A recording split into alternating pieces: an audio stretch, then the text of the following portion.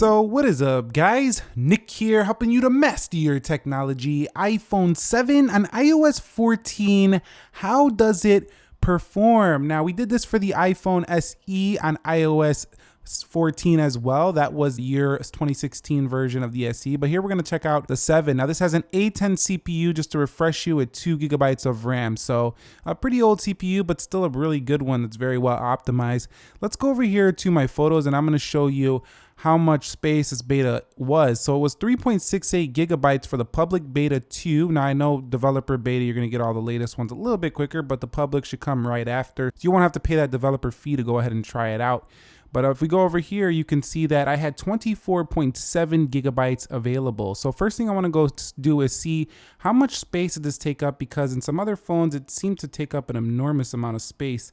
So let's go ahead and check that out. We'll go to General, we'll go to iPhone Storage, and you can see that it didn't take too much actually, 25.4 gigabytes here now. So we had 24.7, so we're up almost a gig on this update. So not too bad here with the storage. Now, in terms of how it performs here, well, we're just gonna go through and just kind of scroll through, and I'm noticing that when you first turn it on, it's a little bit laggy first turning on, as it's just booting up iOS 14 for the first time. However, once it gets loaded up, things run pretty acceptable. Like, they're not bad at all. And you do have the app library here. If we go ahead and tap on the app library, you can see that there's no real lag here scrolling through this list of applications. This is an area where you might have seen lag. None of it there. Scrolling through this app library right here, there's no lag there either. Now, if we scroll through all the pages, you'll see nothing there. Also, if we do go ahead and hold down and I go like this, I'm not seeing any chop, any delay here. Now, one thing I will state is that this phone gets pretty hot when doing the update, and it takes a very long time to do this update. It actually took me about 45 minutes to install this. Now, if you have fast internet, the actual download will go pretty quickly, but the actual install process, when it's actually installing that update that you just downloaded, takes quite some time. So this is not for the impatient. You're gonna have to wait quite a while to get this thing on here.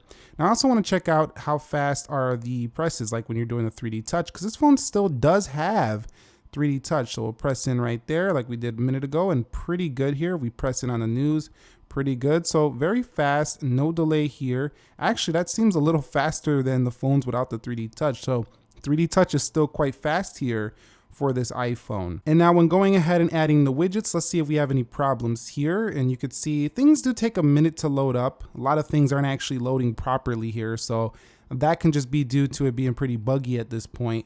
But no real problems when it comes to scrolling through here. I'm not seeing much of a delay, just a delay in the information showing up there. But let's go ahead and add something like Siri shortcuts. We'll go ahead and do that. Let me hit add widget, and you can see it'll add just fine. No real issue there. So pretty good on that front. Now, control center, swipe up from the bottom here on iPhone 7. Everything looking pretty smooth in here.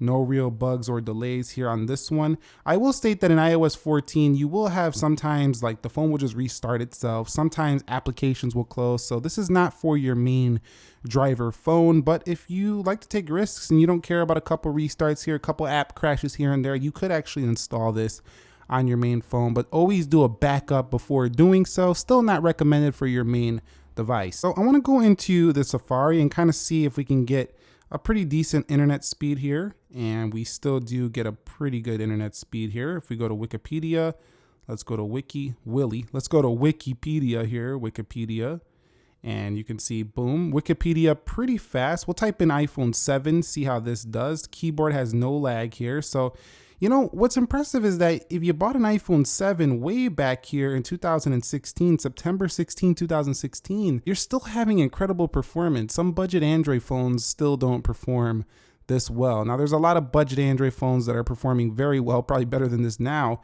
but there's some that still don't. So, you know, longevity factor, iOS is still king here when it comes to that. So not seeing huge delay here in speed. Let's go ahead now and test out the fingerprint sensor to see if we get any delay there. That looked, okay, did you see right there? That looked a little bit choppy. That was a little bit buggy looking. So yeah, you're not gonna get, I'm not trying to say that this thing is perfect. Yeah, I'm really working it up right there. Again, you see a little bit chopped there on the fingerprint again right there. So not every time the smoothest right now. That's how I liked it to look right there with that sweet animation.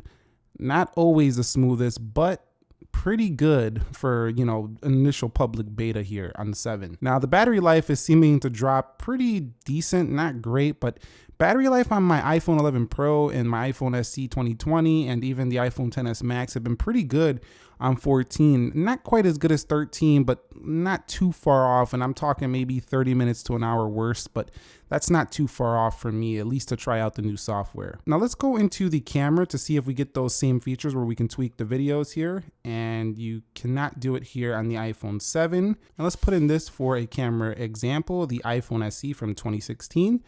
And you could see camera speed still looking good. Hold down to burst. You don't have those new features like the newer iPhone, but still pretty quick nonetheless. Hitting video performs well. Doesn't see much of a difference there in video, but you still don't have the option to change it. Now, if we go into the settings though, the settings panel here, you'll see there's no real delay at all within settings as well. And if we go down into the camera section, let's go here to see if we get anything new. Pretty similar settings and setup here for the camera. So you still can do up to 4K 30 on here. Not a big deal of difference. Now, also you do have that home screen section where you can add, you know, to the home screen only, app library only, and you could show in the app library. So pretty cool there. When we go to software update, you can see customize automatic updates similar to what's in 13.6 as well. So pretty sweet there for the iPhone 7. Getting a lot of these features that you're gonna get with even newer iPhones. And so you've seen that everything is running pretty good. I just wanna look at the App Store because this is an area where we also can get a little bit of chop and a little bit of delay. Again, one thing I will state is some of these apps just don't run properly on iOS 14. So this is not gonna be the most smooth, the best experience you can get, but I think it's running just well enough to try it out, especially if this is your secondary phone, you already upgraded, you still have a 7 laying around. Definitely runs well enough for you to try it out here on your 7. You can see I'm not getting any delays. This just goes to show how well optimized 2 gigs of RAM and an Apple A10 CPU really was.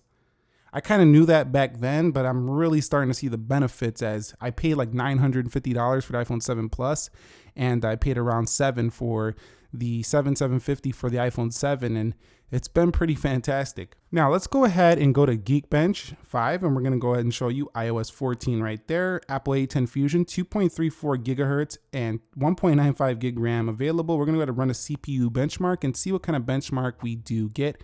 I'll be back when this is done. And so we're closing in on the final scores. I gotta state that they're not gonna be fantastic. So we do have 780 on the single, 1217 on the multi, pretty terrible scores, but again, they don't tell the full story. They never do, but I just do them because some people are going to say, well, why didn't you do a Geekbench? I want to see a Geekbench score.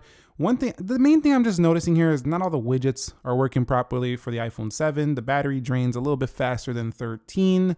Overall performance pretty good. The back of this phone gets pretty hot though. So if you're looking for it to stay cooler on 14, no, it's actually probably a little bit warmer feeling than it did on 13. But if you have the iPhone 7 and you've been running the iOS 14, let us know your thoughts down below. I think the general consensus here is that it's just pretty impressive that you bought a phone back in 2016 and the iPhone 7 and you could still run the 14. That's the kind of general thing I'm hearing from a lot of people. Just pretty amazing that you can even do that. Anyway, that's it for me on iPhone 7. How does it run? I would say on a scale of 1 to 10, this phone probably runs around a 7. Funny because it's an iPhone 7, but it runs around a 7 out of 10 for me.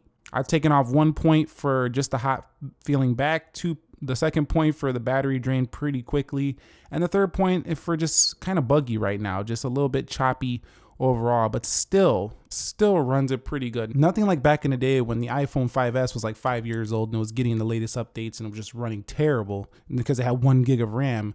Nothing like that. Definitely a lot better. And I think that 2 gigs of RAM is really making the difference. Thumbs up if you enjoyed the video. Let me know if you want to see a similar type of video on other iPhones, such as the iPhone 8, the iPhone 6S maybe.